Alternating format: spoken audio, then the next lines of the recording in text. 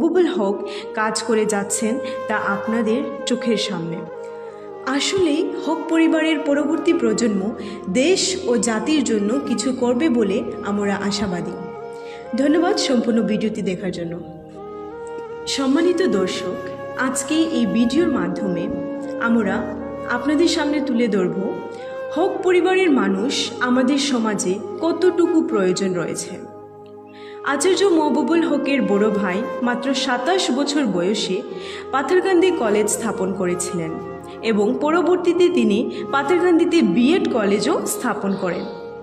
আচার্যের ভাইয়ের ইচ্ছা ছিল পাথারকান্দিতে বিশ্ববিদ্যালয় স্থাপন করার, কিন্তু দুর্ভাগ্যবশত একটি রহস্যময় দুর্ঘটনায় মৃত্যুবরণ করেন মাত্র 34 বছর বয়সে। পরবর্তীতে বড় ভাইয়ের আদর্শ নিয়ে আচার্য মহবুবুল হক কাজ করে যাচ্ছেন তা আপনাদের চোখের সামনে। আসলে হক পরিবারের পরবর্তী প্রজন্ম দেশ ও জাতির জন্য কিছু করবে বলে আমরা আশাবাদী। ধন্যবাদ সম্পূর্ণ ভিডিওটি দেখার জন্য।